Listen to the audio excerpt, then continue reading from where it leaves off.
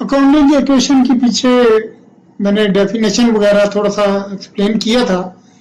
अब एक इलस्ट्रेशन देखते हैं जिसमें कोई 10, 11, 12 के करीब क्वेश्चन है छोटे छोटे, उनको हल किया गया है। देखते हैं कि उनको हल करने से अकाउंटिंग इक्वेशन के कौन से कंसेप्ट हमारे क्लियर होते हैं। इलस्ट्रेशन नंबर 1, सेटिंग अप ए brand new business. Transaction number 1 है, मिस्टर नवीद ने इन्वेस्ट किया 5 लाख कारोबार में। अब देखिए एसेट, एक साइड पे कैश उसने इन्वेस्ट किया, दूसरी तरफ उसका सरमाया जो है ऑनर्स इक्विटीज वो बन जाएगी। कैश 5 लाख और ऑनर्स इक्विटीज भी 5 लाख। दोनों साइडें आप देखें, एसेट और लायबिलिटीज जो हैं वो दोनों साइड्स जो हैं वो बराबर है। लायबिलिटीज अभी कुछ भी नहीं है क्योंकि क्वेश्चन समझाने के लिए पहले इससे ही लिख दिया कि लायबिलिटीज नील है। अब इलस्ट्रेशन नंबर 2 में मिस्टर नवीद ने परचेज की है बिल्डिंग, 2 लाख की बिल्डिंग खरीदी है।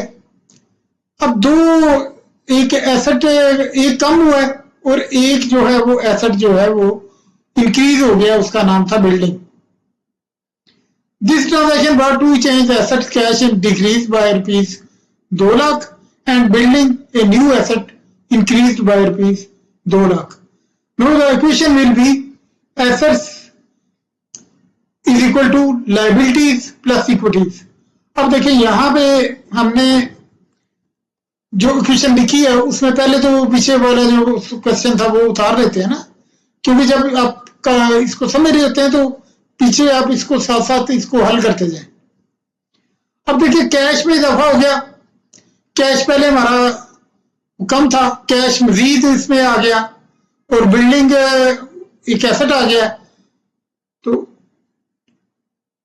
अब कैपिटल की साइड पे देखें कोई चेंज नहीं हुई। देखिए ना, कैश जो है वो डिक्रीज हुआ है 2 लाख से, क्योंकि हमने जो बिल्डिंग खरीदी है उसमें उसने Naveed purchase building for rupees 2 lakh. उसने जिक्र नहीं किया कि ये बिल्डिंग जो है वो उधार पे खरीदी है या कैसे खरीदी है। जब अगर जिक्र नहीं करता सवाल में तो इसका मतलब यही है कि उसने यहां पे पेमेंट की है। 5 लाख पहले कैश था, उसमें से 2 लाख निकल गया, पीछे 3 लाख रह गया और एक बिल्डिंग है हमारा एसेट जो है वो नया एसेट आ गया। It may be noted that there is no change on the right side of the equation. Simply one asset cash has been converted into another asset building. The two sides of the equation remain equal. He purchased furniture. अब 30,000 का उसने furniture खरीदा है। अब यहां पर भी देखें आप, this transaction brought into two change. Cash भी कम हुआ 30,000 का और फर्नीचर एक न्यू एसेट जो है वो जनरेट हो गया 30,000 का। इक्वेशन की लाइनें लगाते हैं, लायबिलिटीज इक्विटीज वगैरह लिखा, कैश और फर्नीचर आ गया, एसेट एक नया है, फर्नीचर भी लिख लिया। देखिए कैश हमारा कम हो गया, 30,000 कम हो गया, बिल्डिंग के अंदर कोई फर्क नहीं पड़ा, फर्नीचर जो है वो हमारा एक नया एसेट जनरेट हो गया और इक्विटीज में कैपिटल में अभी कोई चेंज नहीं हुई। Again, there is no change on the right side of the equation and cash asset is converted into another asset called furniture. He purchased goods, shoes उसने खरीदी है 1,50,000 की। अब टू द बिजनेस, अब यहां पर भी उसने स्टॉक एक लेकर आया है, फर्नीचर परचेजेस उसने की है। तो this transaction brought to change. अब देखिए यहां पर भी कैश जो है वो डिक्रीज हुआ है और स्टॉक एक एसेट जो मजीद, जिसको हम इन्वेंट्री भी कह सकते हैं, मर्चेंडाइज भी कहेंगे, परचेजेस का कंसेप्ट ले लें, स्टॉक का कंसेप्ट ले लें, वो हमारे पास एसेट जो है वो इंक्रीज हो गया। गुड्स लिखी है उसने, गुड्स एंड परचेजेस वगैरह जो भी आप business according to the business इनके नाम आपने रखने होंगे। कैश कम हुआ, बिल्डिंग उसी तरह है, फर्नीचर में कोई फर्क नहीं पड़ा, अशिया उसके पास आ गई हैं, दूसरी तरफ कैपिटल में कोई फर्क नहीं पड़ा। अभी इधर इसी साइड पे एसेट जो है वो कैश कम होके दूसरे एसेट्स में कन्वर्ट होता जा रहा है। ही सोल्ड गुड कॉस्टिंग। अब देखिए यहां पे जो उसने सामान खरीदा हुआ था जिसकी कीमत 60,000 थी, उसने 80,000 का बेच दिया और कैश उसके पास आया। अब देखिए यहां से हमें समझ आ रही है कि 80,000 तो कैश में आएगा और चीजें जो थी वो 60,000 की थी, वो कम कर देंगे, तो जो डिफरेंस होगा वो हमारा प्रॉफिट है। प्रॉफिट भी कैपिटल को इंक्रीज करेगा और अगर लॉस होगा तो कैपिटल को कम करेगा। बट 3 चेंजेस हुई है जी। कैश एसेट इंक्रीज किया है 80,000 से, स्टॉक जो है वो डिक्रीज किया है 60,000 से, और the difference between the price of the goods का और जो कास्ट प्राइस है उसका जो डिफरेंस होगा वो हमारा प्रॉफिट है। It would increase the owner's equity by ₹20,000। 20,000 से ऑनर्स इक्विटीज में इजाफा हो जाएगा। एसेट्स उसी तरह क्वेश्चन लिख लेते हैं।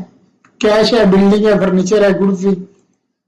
देखिए यहां पे हमारे पास पहले उसी तरह हमने लिख लिया, फिर हमने देखा 80,000 में कैश में इजाफा हुआ, गुड्स थी हमारी 60,000 की, वो कम हो गई, जो डिफरेंस आया वो हमारा प्रॉफिट था।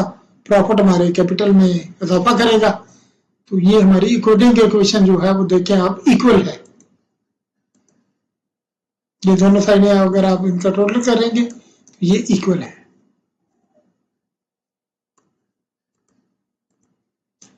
ही परचेज गुड्स शूज पर, अब उसने कुछ, क्योंकि दुकान चल पड़ी है, उसने सोचा कि चले अभी कुछ, पहले तो नकद दी थी, अब उसने कुछ चीजें उधार ले ली है। 30,000 की शूज उसने ली है क्रेडिट बेसिस पे। This transaction has brought 2 change, goods stock increase and liabilities creditors is created as goods have been purchased on credit basis। Simple transaction है, एक लाइबिलिटी जनरेट हो गई है। पहले उसी तरह लिख लिया उसने, चीजों में इजाफा हो गया और साथ ही उसने पैसे देने हैं, तो लाइबिलिटीज में भी इजाफा हो गया। अब देखें दोनों साइडें इसकी बराबर है, एसेट्स और लाइबिलिटीज और इक्विटीज जो है ये दोनों साइडें इसकी बराबर होंगी। ही सोल्ड गुड कॉस्टिंग, 50,000 की चीजें उसने 70,000 की बेची है, लेकिन अब ये उसने क्रेडिट बेसिस पे बेच दी है, पैसे उसने लेने हैं। तो अगर तो पैसे आ जाते तो पैसों में लिख देते, अब लेने हैं, इसका मतलब है ये एक हमारे पास अकाउंट रिसीवेबल जो है वो जनरेट हुआ है, ये कैश की कन्वर्जन फॉर्म कर लें इसको। अगर ये ना अकाउंट रिसीवेबल जनरेट होता तो इन पैसों ने कैश में जाना था। The transaction of this transaction A stock of good is reduced, चीजें तो कम हो गई है 50,000 की। एक न्यू एसेट है जिसका नाम, अगर कैश होता तो कैश में हम इसको ऐड करते, लेकिन अब ये कैश नहीं है, इसका मतलब डेटर है, किसी बंदे का नाम होगा जिसे हमने उधार चीजें बेच दी है, उससे पैसे लेने हैं 70,000। लेकिन ये जो चीजें बेची है हमने, ये प्रॉफिट में बेची है। देखिए 50,000 की 70,000 की में बेची है, तो ये जो प्रॉफिट हुआ है ये ऑनर्स इक्विटीज में इजाफा कर देगा।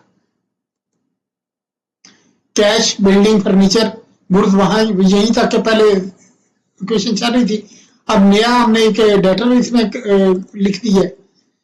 देखिए चीजें हमने 50,000 की दे दी हैं और एक डेटर जो है वो जनरेट हो गया है 70,000 का। अगर तो ये डेटर ना होता तो इसने नकद ने जहां पे कैश में कन्वर्ट हो जाना था, ऐड हो जाना था। अब दूसरी तरफ यहां पे कुछ फर्क नहीं पड़ा, लाइबिलिटीज वगैरह में कुछ भी नहीं है।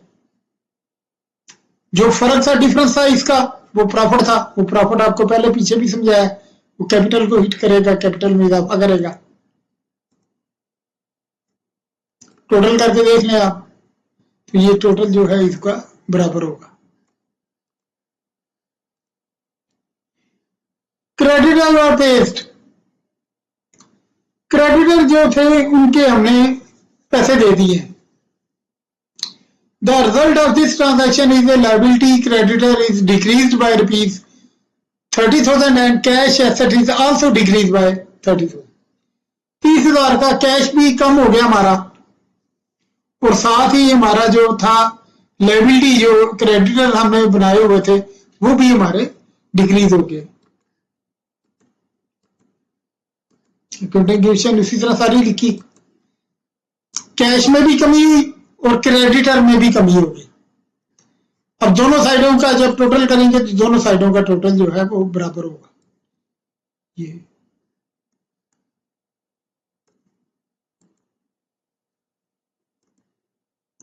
कैश रिसीव फ्रॉम डेटर, अब जो जिसको उधार पैसे शूज बेचे थे उसने कुछ पैसे उसने कहा 40,000 रुपए ले ले कैश में। The result of this transaction is cash asset increase by 40,000 and debtor asset decrease by ₹40,000।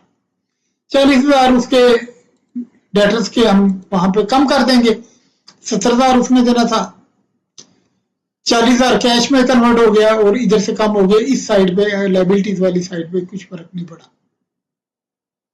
According के क्वेश्चन अगर आप इसका टोटल करेंगे तो ये बराबर, इधर से कन्वर्ट होकर इधर आ गया ना, तो इधर तो कोई फर्क नहीं पड़ेगा ना, एक एसेट कन्वर्ट होकर दूसरे एसेट में चला गया है। अब चीजें जिनकी 25,000 थी वो उनको आग लग गई, खराब हो गई, चीजें भी गई, नुकसान भी हो गया। तो नुकसान अगर प्रॉफिट हम कैपिटल को दे रहे हैं तो नुकसान भी उसी को देंगे। The result of this transaction is stock of goods is reduced by ₹25,000 and owner's equity is also decrease by ₹25,000 as loss will be borne by the owner. ठीक है, वही पे करेगा, उसको बर्दाश्त करेगा। कैश, बिल्डिंग, फर्नीचर, गुड्स और debtor उसी तरह लिखेंगे। तो यहाँ पे देखें जो चीजें थी वो कम होगी, 25,000 की दुकान में आग लगी और वहां से 25,000 का माल दाया हो गया, और कैपिटल को भी हिट करेगा, कैपिटल भी कम हो जाएगा। अकॉर्डिंग क्वेश्चन का टोटल करेंगे दोनों साइडें बराबर होंगी। He paid salaries and a telephone bill, खर्चे भी साफदार है, कैश अगर दे रहा है तो अपने सरमाए को भी कम कर, प्रॉफिट अगर उसमें ऐड हो रहा है तो खर्चे भी तो उसमें से लेस होंगे ना कैपिटल में से। The result of this transaction is cash asset is decrease by ₹7,000 और honours equity is also decrease bye 7,000। The expense reduce the honours equities. Line लगा के उसको लिख लेते हैं। कैश में भी देखिएगा कमी हो जाएगी, कैश कम हो गया और दूसरी तरफ हमारा कैपिटल भी कम हो गया। जब टोटल करेंगे तो टोटल दोनों साइडें इसकी अकॉर्डिंग क्वेश्चन की बराबर होंगी। He borrowed money from a bank as a loan account, loan उसने लिया है, बैंक से उसने लोन ले लिया है। The result of the transaction is cash asset is increased by इतना and a liability bank account is credited increased by ₹50,000। दोबारा उसी तरह उसको टाइप करके देख लेते हैं। कैश में भी इजाफा हो गया और एक लायबिलिटी जो बैंक लोन जो है वो जनरेट हो गया। दोनों साइडें इसकी बराबर होंगी, टोटल करके देख लें। ये इसी तरह के क्वेश्चन होंगे अकाउंटिंग इक्वेशन के जो हैं। इसमें मैंने और भी वीडियोस लगाई हुई है जिसमें मजीद अगर आप उनको देखते रहेंगे तो आपको ये अकाउंटिंग इक्वेशन का चैप्टर जो है वो कंप्लीट आपको समझ आ जाएगी। प्रैक्टिस करने के लिए इन क्वेश्चंस को देखें, बार बार करें। ये कंसेप्चुअल क्वेश्चन होते हैं। सबसे आसान जो क्वेश्चन होता है वो अकाउंटिंग इक्वेशन का होता है। करना कुछ भी नहीं है, बस ट्रांजैक्शन पढ़नी है, दोनों साइडों एसेट और लायबिलिटीज वगैरह लिख लेनी है, दोनों साइडें देखनी है। अगर एसेट कम हो रहा है तो दूसरे एसेट में कन्वर्ट हो रहा है तो उस तरह कर दें। अगर खर्चा हो रहा है, एसेट कम होके पैसे जा रहे हैं, खर्चे हो रहे हैं, तो कैपिटल में से कम कर दें। अगर कोई उधार किसी से चीज ली है तो लायबिलिटी जनरेट कर दें। अगर किसी को उधार चीज दी है तो डेटर जनरेट कर दें। चीजें अगर आई हैं, गुड्स आई हैं तो गुड्स में लिखें, स्टॉक में। कैश अगर दिया है तो कैश लिख दें, कम हुआ है। तो अकाउंटिंग इक्वेशन जो है कंसेप्चुअल क्वेश्चन होते हैं, पेपर में जब ये सवाल आता है तो सबसे इजी क्वेश्चन जो है वो कोडिंग कोएफिशिएंट का होता है, अंदर है, इसी के अंदर है, इसी के अंदर है, इसी के अंदर